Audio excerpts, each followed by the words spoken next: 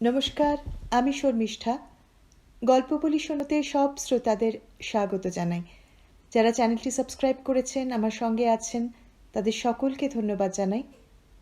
বিশ্ব সাহিত্যের সেরা গল্প ইংরেজিতে শোনার চ্যানেল রিডার্স রিট্রিট। যারা ইংরেজিতে গল্প শুনতে আগ্রহী তারা চ্যানেলটি সাবস্ক্রাইব করতে পারেন। কমেন্ট সেকশনে লিংক দেওয়া থাকবে। আমি আমার আজকের গল্প শুরু করছি। আমার আজকের নিবেদন মতি নন্দীর গল্প জলের ঘূর্ণি ও বক বক শব্দ। বিয়ের পর ঘরের অকুলান এবং ডেইলি প্যাসেঞ্জারের ধকল, এই দুই ঝকমারি সামলাতে বিশ্বনাথ কলকাতার উত্তরে বাসা পেয়ে গোবরডাঙ্গার পৈতৃক বাড়ি ছেড়ে উঠে এসেছে। সে চাকরি করে বিরাট এক হোটেলে। প্রায় 750 কর্মচারীর ছুটির হিসাব রাখা তার কাজ। বউ পূর্ণিমা, 7 মাসের পুত্র বুবুন আর বাসু নামের বছর 12-র একটি কাজের মেয়েকে নিয়ে তার সংসার। 1000 টাকা সেলামি দিয়ে 150 টাকা ভাড়ায় দেড়খানি ঘর, ছোট্ট রান্নাঘর আর সরু একটা দালান নিয়ে তার সংসার। টানাটানি নেই, আবার সচ্ছলও নয়। যেমন পূর্ণিমা সাদামাটা নয়, আবার সুন্দরীও নয়। বিশ্বনাথ জন্মরুগ্ন, শরীর কমজোরি হওয়ায় ছোট থেকেই সে ভীরু প্রকৃতির। পূর্ণিমা অবশ্য কিছুটা বিপরীত। সে চটপটে, পরিশ্রমী এবং কিঞ্চিত রাগী। কলকাতায় ভাড়া বাড়িতে বসবাস পদ্ধতির সঙ্গে দ্রুত মানিয়ে নিতে তার কোথাও অসুবিধা হয়নি, শুধু এই জলের ব্যাপারটি বাদে। সে অস্বাচ্ছন্দ্যে পরে সকালবেলাটায়। এই বাড়ির 3টি পরিবারের জন্য উঠোনে এজমালি একটি জলের কল, স্নানের ঘরেও একটি কল আছে চৌবাচ্চার উপরে। পূর্ণিমাদের মুখোমুখি উঠোনের ওধারে একটি ঘরে থাকে সাকরা কানাই দত্ত, তার দ্বিতীয় পক্ষের বউ সুপ্রিয়া এবং দুই পক্ষের মোট 3টি ছেলে মেয়ে। বাড়িওয়ালা রূপেন পাল কাঠের ব্যবসায়ী। তার সংসারে স্ত্রী, এমএ পাঠরতা কন্যা আর নিমাই নামে একটি চাকর মাত্র। জনা 12 প্রাণী নির্ভর করে ওই একটি কলের ওপর। প্রতিদিন দুবেলা কে আগে কলের নিচে কলসি বা বালতি বসাবে এই নিয়ে 3 পরিবারের লোকেদের মধ্যে মিউজিক্যাল চেয়ারের মতো জল ধরার প্রতিযোগিতা চলে। মচলন্দপুরের বাপের বাড়িতে টিউবওয়েল, পাতকুয়া এবং পুকুর পূর্ণিমাকে যথেচ্ছ জল খরচ করার অভ্যাস তৈরি করে দেওয়ায় এখন 4 বালতি জলের সঙ্গে সে কিছুতেই মানিয়ে নিতে পারে না। স্বামীকে সে প্রায় অনুযোগ করে, বলে, বাড়িওয়ালাকে বলো না আর একটা কল বসাতে, এভাবে রোজ রোজ পারা যায় না। উঠোনে 2 বালতি জল ঢেলেছি, অমনি ওপর থেকে মাসিমার চিৎকার, চৌবাচ্চা খালি করে দিও না গো, চান করছি। আর তখন দরজার কাছে এসে ওই সুপ্রিয়া বলবে, উনি চান করবেন, একটু জল রেখো। বাড়িওয়ালাকে এবার বলো বরং আর একটা কল বসাক। আহ, বললে কি আর কল বসানো যায়? কলকাতা জলের অবস্থাটা তো একবার বোঝো। কল দিয়ে বেরোবার জন্য জলটা কোথায়? জল দেবে কর্পোরেশন, বাড়িওয়ালা তো নয়। বিশ্বনাথ সর্বদাই বিরোধ বিসংবাদ এড়িয়ে চলতে চায়। সে জানে চিৎকার, ঝগড়া, হাতাহাতি এসব করে সামান্য কিছু আদায় করা গেলেও মানসিক উৎপীড়নে অশান্তিতে ভুগতে হবে। পূর্ণিমাকে সে বোঝায়, বলে, সব কিছু আর করে দেওয়া যায় কি? মানিয়ে নিয়ে চলতে হয়, কিছুটা ছেড়ে দিয়ে অ্যাডজাস্ট করতে হয়। যখন যেরকম অবস্থা পড়ে তখন তেমনভাবেই চলা। মানিয়ে চলার চেষ্টা তো আমি করি গো। যখন এই যে কেরোসিন পাওয়া যাচ্ছিল না, মাসিমা বোতল হাতে এলেন, তখন কি আমি 8 বোতল দিইনি? হঠাৎ সেদিন দুধের ধর্মঘট হলো। মিন্টু এসে বলল, বাবা চা খেতে পাচ্ছে না, একটুখানি দেবে কাকিমা? তো বুবুনের বেবি ফুড থেকে তো 2 চামচ দিলুম আমি। মানিয়ে চলতে একা আমি চাইলেই তো হবে না। লোডশেডিং হলে এই যে হ্যারিকেনটা রান্নাঘরের দরজার বাইরে রেখে কাজ করি, তাতে আমার অসুবিধা হলে কিছুটা আলো তো সদরে পড়ে। তাই এসব কেন করি বলো দেখি? মানিয়ে চলার জন্যই তো করি। অন্যে আমার জন্য কি করলো বা না করলো তাই নিয়ে মন খারাপ করে লাভ কি বলো দেখি? তোমার কর্তব্য তুমি করে যাও না। না গো, সংসার চালাতে গেলে অত ভালো মানুষ হলে চলে না। বিশ্বনাথ স্ত্রীর কথা শুনে ট্রানজিস্টারের চাবি ঘোরায় ছায়াছবির গান শোনার জন্য।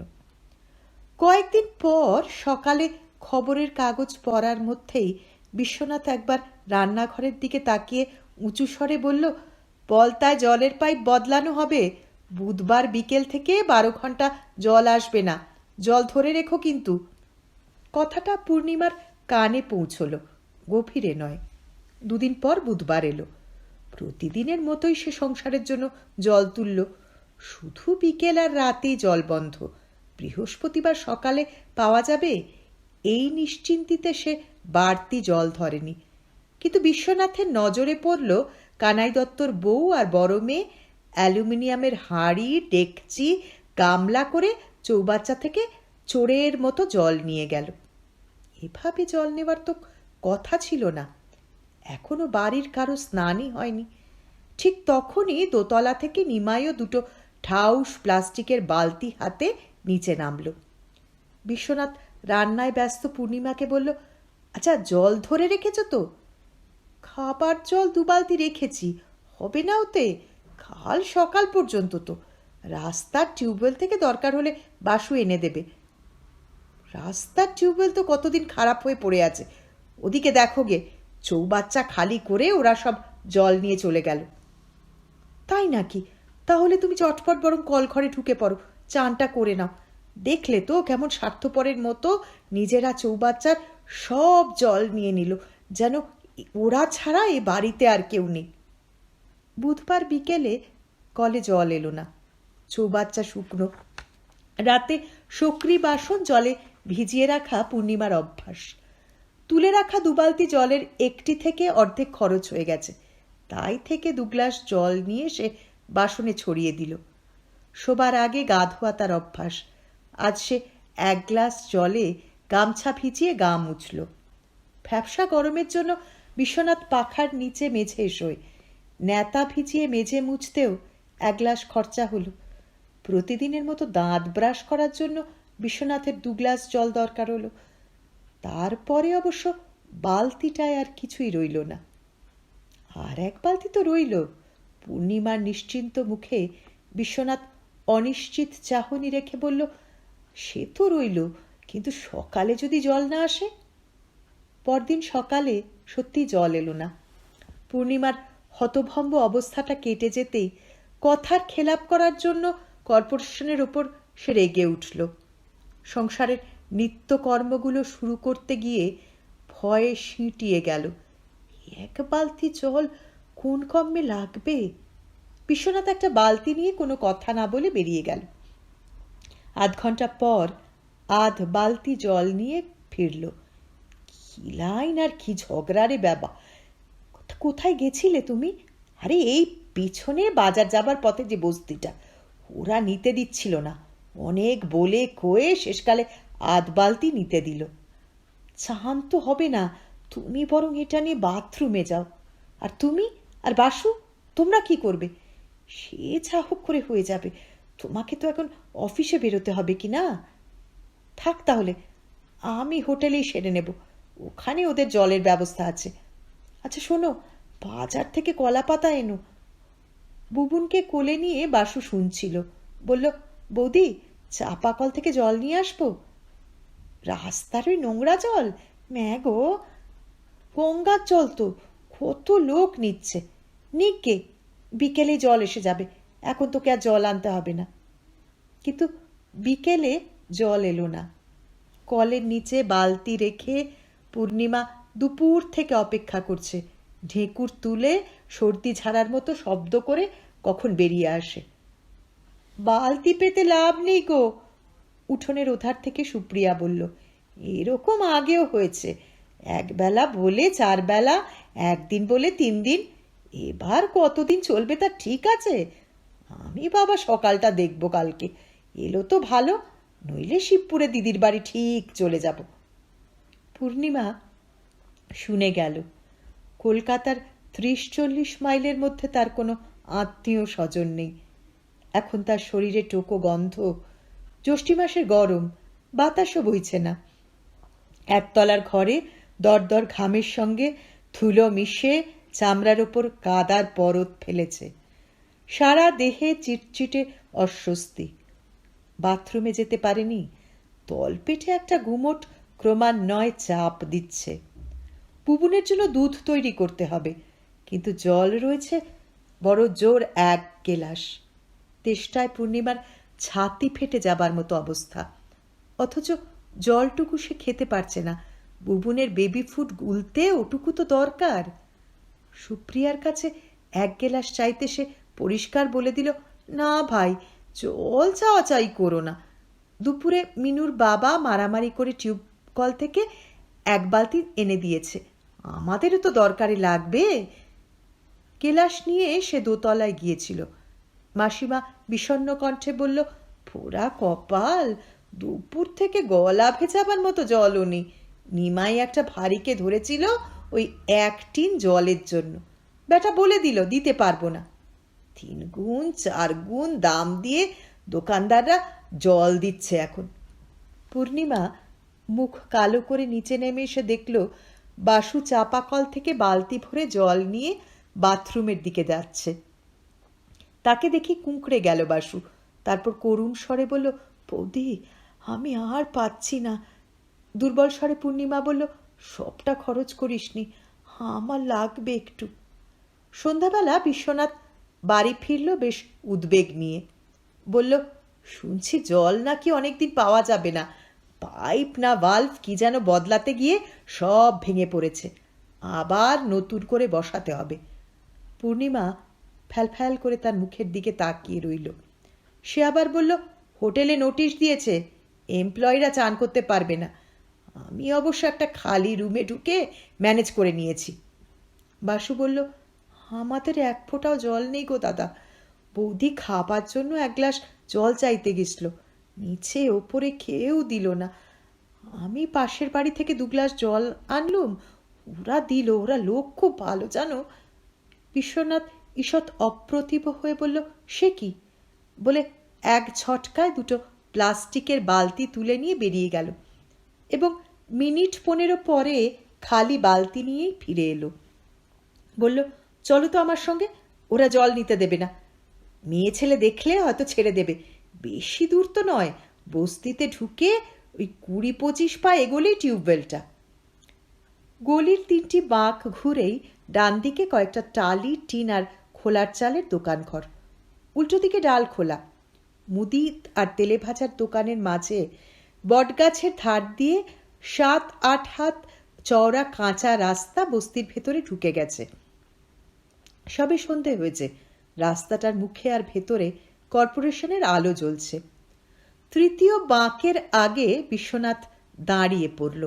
সন্তর্পণে কোণের বাড়ি ঘেঁষে উকি দিল। 2টো বাচ্চা ছেলে, একজনের হাতে পেট্রোলের টিন আর খয়েরি লুঙ্গি পরা খালি গা। শীর্ণ চেহারার একটি লোক আঙুল তুলে তাদের চলে যেতে বলছে। ধমকের তর্জন দূর থেকে বিশ্বনাথ শুনতে পেল। এই লোকটি তখন তাকে বস্তিতে ঢুকতে দেয়নি, বলেছিল, অনেক হুজ্জুত ঝামেলা করে এই কল আদায় করেছি, তখন তো আপনারা সাপোর্ট দিতে আসেননি। না না, জল ফল হবে না, অন্য জায়গায় দেখুন। কয়েকজন স্ত্রীলোক তখন দাঁড়িয়েছিল। একজন বলে উঠল, 3 তলা বাড়িতে থাকার সুখ এবার বেরোবে। বাচ্চা দুটো গুটি গুটি ফিরে আসছিল। লোকটা লুঙ্গি টেনে তুলে মুদির দোকানটার গায়ে ধাপটায় পা ঝুলিয়ে বসল। বিশ্বনাথ জিজ্ঞেস করল, কি বলল রে তোদের? বাচ্চা দুটো জবাব দিল, ওই কিনে খেতে বলল। বিশ্বনাথ ইতস্তত করে পূর্ণিমাকে বলল, তুমি একাই যাও তো, পারবে তো 2 হাটে 2টো বয়ে আনতে? পারা না পারা, পারতেই হবে। পূর্ণিমা বালতি নিয়ে এগোলো। তার চলনের মধ্যে গোঁ ফুটে উঠেছে। মুদির দোকান পেরিয়ে বস্তিতে ঢুকতে যাচ্ছে, তখন লোকটি হঠাৎ চেঁচিয়ে উঠল, এই যে যাচ্ছেন কোথায় বালতি হাতে? জল হবে না, যান। না শোনার ভান করে পূর্ণিমা এগিয়ে যাচ্ছিল। লোকটা ধাপ থেকে লাফিয়ে নেমে প্রায় ছুটেই তার পথ জুড়ে দাঁড়ালো। বলল, শুনতে পাননি? কালা নাকি? একটু জল নেব। অন্য জায়গায় যান, এখানে জল হবে না। বড্ড দরকার, বাচ্চার খাবার জলটুকুও নেই। পূর্ণিমার স্বরে অকৃত্রিম কাকুতি ফুটে উঠল। বলে তো দিয়েছি অন্য জায়গায় যান, কলকাতায় আরও অনেক টিউকল আছে। একটু খাবার মতো জল অন্তত নিতে দিন। খাবার জল, জলপট্টি দেবার জল, কোনো জলই এখানে মিলবে না। পূর্ণিমা গলা নামিয়ে মৃদু স্বরে বলল, পয়সা দেব, এক এক বালতি কত করে নেবেন বলুন না। লোকটার পাশে বস্তির আরো দুটো মাঝবয়সী লোক ও একটি কিশোরী দাঁড়িয়েছিল। কিশোরীটি হঠাৎ বলল, ও পয়সার গরম দেখাচ্ছেন। সঙ্গে সঙ্গে লোকটা গলা চড়িয়ে বলে উঠল, আমরা বস্তিতে থাকি বলে কি ভেবেছেন বলুন তো? পয়সা দিয়ে কিনে নেবেন আমাদের? কৌতূহলে পথচারী দু তিনজন থমকে গেল। বস্তির ভেতর থেকে কয়েকজন এগিয়ে এলো। দোকান থেকে মুখ ঝুঁকে পড়ল। কেনাকেনির কথা তো বলিনি, বলেছি একটু জল চাই শুধু। পূর্ণিমা আমতা আমতা করল। আপনি পয়সার কথা বলেননি? মিথ্যুক! ভদ্রলোকের মেয়ে যদি হন তো বলুন, পয়সার কথা বলেননি আপনি? না, বলেছি, কিন্তু সে তো শুধু জল কিনবো বলে। একই কথা। আমাদের বাড়ির কাছেরটা ভেঙে পড়ে আছে, আর কোথায়? তা বলে আপনি পয়সার ফুটুনি মারতে আসবেন? জল কেনার শখ হয়েছে, তিনতলা বাড়িতে ফ্যানের হাওয়া খেয়ে জল তুলতে এসছেন। যান যান, জল ফল হবে না। কেন হবে না? পূর্ণিমা হঠাৎ কোণঠাসা বেড়ালের মতো খুঁজো হয়ে বালতি দুটো ঝাঁকাতে ঝাঁকাতে তীক্ষ্ণ স্বরে বলল, কেন পাবো না? কলটা কি আপনাদের পৈতৃক সম্পত্তি? মগের মুলুক নাকি? আমি জল নেবই। সামনের দু তিনজনকে ধাক্কা দিয়ে সরিয়ে সে বস্তির মধ্যে যাবার জন্য হনহনিয়ে এগোতেই কিশোরীটি ছুটে গিয়ে পেছন থেকে তার আঁচল টেনে ধরল। শরীরের ওপর থেকে শাড়িটা খুলে কোমরে টান পড়তেই পূর্ণিমা ঘুরে বালতি দিয়ে মেয়েটির বাহুতে আঘাত করল। ওরে মেজদি, ওরে শেফালি, শিগগিরি আয়, আমাকে মারছে রে। মেয়েটি তারস্বরে চিৎকার করে উঠতেই দুপাশ থেকে ৫-৬টি স্ত্রীলোক ছুটে এলো। নারী পুরুষের একটা ভিড় এখন পূর্ণিমাকে ঘিরে। তার মধ্য থেকে এক বিবাহিতা তরুণী বিশ্রী একটা গালি দিয়ে পূর্ণিমার গালে চড় মারল। হারামির বাচ্চা, মারপিট করতে এসেছিস? দাঁড়া, তোর বাপের নাম ভোলাচ্ছি, দাঁড়া। একটি অল্প বয়সী মেয়ে পূর্ণিমার চুল টেনে ঝাঁকুনি দিতে দিতে বলল, হাত ভেঙে দেব। কোথায় খাপ খুলতে এসেছো জানো? চোখ উপড়ে লোব। হাত থেকে বালতি দুটো কে যেন ছিনিয়ে নিয়েছে। অপ্রত্যাশিত অকল্পনীয় ঘটনায় পূর্ণিমা বিহ্বল চোখে এধার ওধার তাকিয়ে ভিড় থেকে বেরিয়ে আসার চেষ্টা করতেই ৩-৪টে মেয়ে তাকে আটকে রেখে টানতে শুরু করলো। ব্লাউজ ছেঁড়ার শব্দ হলো। তার ঘাড়ে নখ বসিয়ে মাংস খুবলে তুলতে চাইল একজন। হাঁটু দিয়ে একজন তার তল পেটে আঘাত করল। অন্ধের মতো দুহাত ছুটতে ছুটতে পূর্ণিমা চিৎকার করে উঠল, ছোট লোক, ছোট লোকের দল, আমায় যেতে দাও, যেতে দাও। পুরুষ কণ্ঠে কে যেন বলল, চুপা কত, হাতটা দে না ভেঙে। আরেকজন বলল, দে সব খুলে ফেলে, পয়সার গরম তাহলে কমবে। ঠেলাঠেলির মধ্যে কেউ তার শাড়ি ধরে টেনেছে। পূর্ণিমা দু মুঠোয় শাড়ি ধরে আর্তনাদ করে উঠল। বলল, খুলো না, ভয় পড়ি, তোমাদের শাড়িটা খুলো না, টান টান, খুলে দে। দুটো মেয়ে হ্যাঁচকা টান দিতেই পূর্ণিমা মাটিতে মুখ থুবড়ে পড়ল। শাড়িটা শক্ত করে সে ধরে রেখেছে। সেভাবেই হাত 10 তাকে ওরা টেনে নিয়ে গেল। তখন সে হাউ হাউ করে উঠল, আমার শাড়ি নিও না, ওগো খুলে নিও না। একটি স্থূলকায় বিধবা পূর্ণিমার 2 মুঠির উপর দাঁড়াতেই শাড়িটা তার দখল থেকে বেরিয়ে গেল। মাটিতে মুখ চেপে সে ফোঁপাতে শুরু করল। মিনিট 3 মধ্যে ব্যাপারটা ঘটে গেল। সেই সময় ভিড়ের ফাঁক দিয়ে বিশ্বনাথ উকি দিল আর পূর্ণিমাকে ওই অবস্থায় পড়ে থাকতে দেখে চিৎকার করে উঠল, হে কি, হে কি! উত্তেজনায় ঠকঠক করে সে কাঁপছে, আর কোনো কথা তার মুখ দিয়ে বেরোচ্ছে না। শুধু সায়াটা হাঁটুর কাছ থেকে নিচে নামিয়ে দেওয়া ছাড়া তার শরীর আর কোনো আবেগ বা প্রতিবাদ প্রকাশ করতে পারল না। বিশ্বনাথ এতক্ষণ সেই রাস্তার বাঁকেই অপেক্ষা করছিল। পূর্ণিমার সঙ্গে সঙ্গে ফিরে না আসায় সে ধরে নেয় 2টো বালতি ভরার জন্য সময় লাগছে। স্বস্তি বোধ হতেই সে সিগারেট কিনল সামনের দোকান থেকে। দড়ির আগুন যখন সিগারেটে লাগাচ্ছে তখন কানে এলো বস্তিতে একটা মেয়ে লোক জল নিতে এসেছে, তাকে সবাই ধরে ঝাড় দিচ্ছে। শোনা মাত্র সে ছুটে গেছে। সারিটা দিন বিশ্বনাথ ভিড়ের মুখের দিকে তাকালো। শাড়ির জন্য কেউ ব্যস্ততা দেখালো না। বালতি দুটোরও হদিশ নেই। ভিড় ক্রমশ পাতলা হয়ে যাচ্ছে। শাড়িটা ফিরিয়ে দিন। বিশ্বনাথ প্রার্থনার মতো দুহাত মুঠো করে মেয়েদের দিকে তাকালো। শাড়ি না হলেও যাবে কি করে? কেন, সায়া তো রয়েছে। বিভ্রান্ত চোখে বিশ্বনাথ তাকিয়ে রইল মাটিতে উপুর হয়ে পড়ে থাকা তার স্ত্রীর দেহের দিকে। নিজের শার্টটা খুলে পূর্ণিমার পিঠের ওপর রেখে সে বলল, চলো বাড়ি যাই। পূর্ণিমার ঘাড় আর গাল থেকে এখন রক্ত ঝরছে। ফালা দেওয়া ব্লাউজের ফাঁক দিয়ে চামড়ায় রক্তের ছড় দেখা যাচ্ছে। চোখের জল আর মাটিতে এখন মুখ ল্যাপা।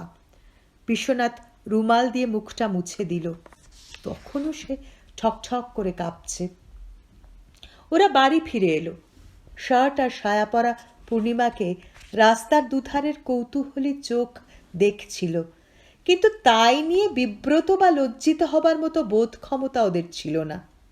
অপমান, রাগ, দুঃখ কিছুর দ্বারাই ওরা আর পীড়িত হয়নি। অনুভবহীন, শব্দহীন শূন্যতার মধ্য দিয়ে দুজনে ফিরে এলো। সে রাতেই কলে জল এলো। বালতি বসাবার জন্য যখন হুড়োহুড়ি চলছে, পূর্ণিমা তখন বিছানায় কাঁপছে জ্বরের তারসে।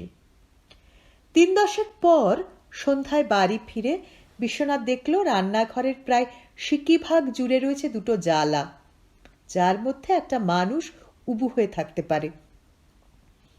দুপুরে বাজারে গিয়ে কিনে আনলুম। বুঝলে, 30 টাকা পড়ল আর 1 টাকা মুটেকে দিলুম। এবার জল জমাবো আমি। জলের ক্রাইসিস কি ঘন ঘন হয় যে চাল বা কেরোসিনের মতো তুমি জমিয়ে রাখবে? যদি 2-4 বছর 10 বছর পর হয়, তবু তো হয়। রাগটা যন্ত্রণার চাপে পূর্ণিমার গলায় আটকে গেল। বিশ্বনাথ ওর চোখের দিকে তাকিয়ে ভয় পেয়ে মুখ ফিরিয়ে নিল। পূর্ণিমা প্রতিদিন 1 বালতি করে জল ওই 2টি জ্বালায় ঢালতে লাগলো। সকালের প্রথম বালতির এবং বিকালের প্রথম বালতির জল। এজন্য সংসারের ব্যবহারের জন্য জলের পরিমাণ তাকে কমাতে হলো। চায়ের জন্য বাসু একদিন 2 বাটি জল জ্বালা থেকে নেওয়ায় চর খেলো। দিনে 3-4 বার পূর্ণিমা সরা তুলে দেখে জ্বালা কতটা ভরল। তারপর একদিন জ্বালা 2টো ভরে গেল। পূর্ণিমা 2টো ছোট জ্বালা কিনে বড় 2টোর মুখের ওপর বসিয়ে দিল। এতে কতদিন চলবে? একদিন বিশ্বনাথ জিজ্ঞাসা করল। পূর্ণিমা মনে মনে হিসেব করল। তারপর বলল, 2 সপ্তাহ চলবে, শুধু খাওয়া আর রান্নার জন্য। তবে নির্ভর করছে কিভাবে খরচ করবে। বাসন মাজা, কাচাকাচি, ঘর মোছা এসব চলবে না। তা তোমার টার্গেট কত জলের? আমার কোনো টার্গেট নেই। পূর্ণিমা হাসল।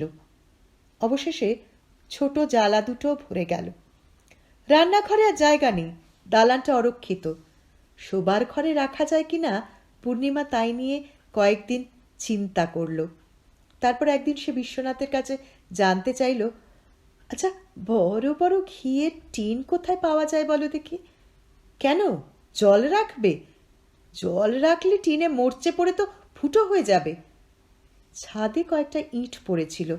কয়েকটা আঁচলের আড়াল দিয়ে নামিয়ে এনে পূর্ণিমার শোবার ঘরের খাটটাকে উঁচু করল। তারপর মাটির কলসি কিনে জলে ভরে খাটের নিচে রাখতে লাগলো। শুধু জল আর জল রাখার পাত্র ছাড়া পূর্ণিমার আর কিছুই এখন বলার নেই। বাড়ির বাইরে গেলে ছটফট করে বাড়ি ফেরার জন্য। তার ভয় তার জ্বালা বা কলসি যদি কেউ ভেঙে ফেলে।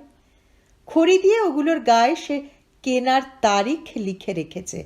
কোনটি থেকে প্রথম খরচ করবে, তারপর কোনটি, তারপর কোনটি, মনে মনে সে পাত্রগুলিকে সাজিয়ে ফেলেছে। কোন কাজের জন্য কোনটি থেকে জল খরচ করবে সব তার ঠিক করা আছে। 2-3টি পাত্রের তলা থেকে জল চুইয়েছিল, দোকান থেকে পুটিং এনে লাগিয়ে দিয়েছে। কি এক ঘোরের মধ্যে তার দিন রাত কাটে এ জল নিয়ে। এক এক সময় সে বিড়বিড় করে হিসেব করে। বাসুকে বলে, চান টানের কথাই ওঠে না, বুঝলি বাসু? হাত ধোয়া আর কুলকুচোর জন্য 1 বাটি, তার মানে 3 জনের জন্য 3 বাটি, 2 বেলায় 6 বাটি। বুনের কাঁথা প্রথম 2-3 দিন রোদে শুকিয়ে নিতে হবে, গন্ধ হলে আর কি করা যাবে? আর বাজারের আনাজ ধোয়ার জন্য 1 গামলা জল হবে না রে। এখন সে প্রতিদিন সকালে খবরের কাগজের অপেক্ষা করে। বিশ্বনাথের হাতে দেবার আগে খুঁটিয়ে দেখে জল সরবরাহ বন্ধের খবর আছে কিনা। বাড়ির সকলে এখন জেনে গেছে তার জল জমানোর বিষয়টা। উপরের মাসিমা একদিন এসে তার জল ভাণ্ডার দেখে গেল। বলল, তাকগুলো খালি কেন? বোতলে ভরে ভরে রেখে দাও না।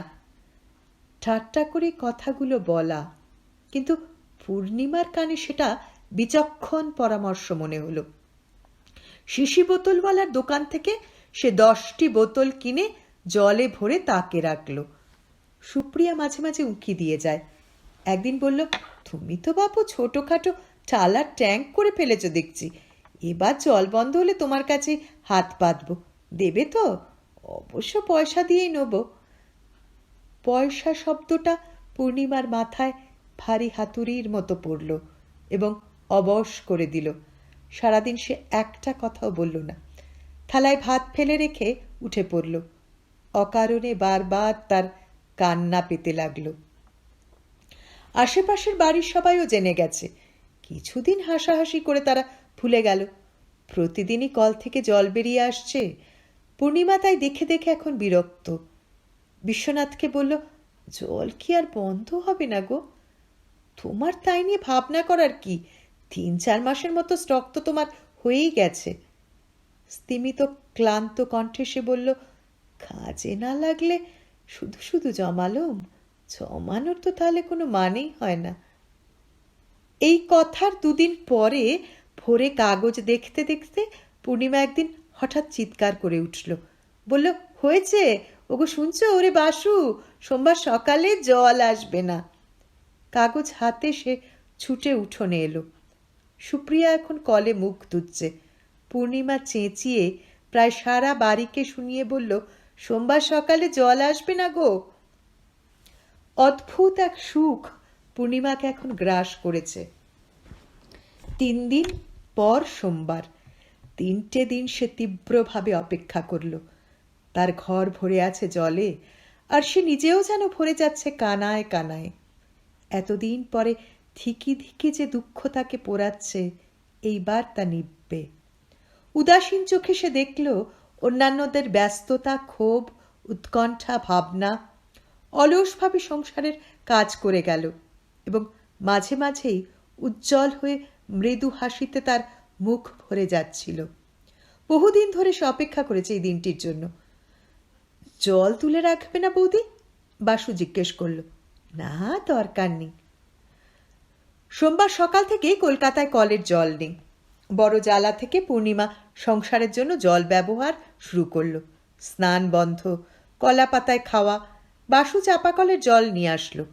অস্বাচ্ছন্দ্য রয়েছে, কিন্তু সেটা যেন বিরাট নিরুদ্বিগ্নতাকে আরো উপভোগ্য করার জন্য। বারবার সে জলের পাত্রগুলোর গায়ে হাত বোলালো, বারবার তাকিয়ে দেখল এইবার সে তৈরি হয়ে রয়েছে। দুপুর থেকে সে উৎকণ্ঠার সঙ্গে তাকিয়ে রইল কলের দিকে। জল আসার সময় পেরিয়ে যেতেই সে সুখ বোধ করল। জল আসেনি, যেন তার মুখ চেয়েই মসৃণভাবে প্রহর গড়িয়ে চলেছে। একবেলার জন্য বলেছিল, কথার কোনো দাম নেই গো, কত বেলা যে লেগে যাবে জল আসতে তার কি কোনো ঠিক আছে? সুপ্রিয়া সন্ধ্যার সময় সদরে ধুনো দিতে এসে বিমর্ষ কণ্ঠে পূর্ণিমাকে বলল, তোমার আর কি, ঘরে টালার ট্যাঙ্ক নিয়ে তো দিব্যি কাটিয়ে যাচ্ছ। রাত্রে পূর্ণিমা বিশ্বনাথকে বলল, তোমার কি মনে হয় গো এবার কতদিন আসবে না জল? বিশ্বনাথ বলল, 2-4 দিনের বেশি হবে বলে মনে হয় না। পূর্ণিমা ক্ষুব্ধ হলো। পাশ ফিরতে ফিরতে সে শুধু বলল, দেখা যাক। মঙ্গলবার সকালে ঘুম ভাঙার পর আধা জাগরণ আধা অচেতন অবস্থায় পূর্ণিমা ক্ষীণভাবে একটানা একটা শব্দ শুনতে পেল। শব্দটা ক্রমশ বেড়ে উঠতে উঠতে তার মাথার মধ্যে ছমছম কড়া নাড়ার মতো আওয়াজ করে উঠল। ধর্মরি এসে উঠে বসল। কলে জল এসে গেছে। বাবা, পা চালে ধরে রেখেছিলাম, এবারও ভোগাবে। তবু কিছুটা কথা রেখেছে। ওরে নিমাই, বালতিটা নিয়ে একবার নাম বাবা। পূর্ণিমা পাথরের মতো বিছানায় বসে রইল।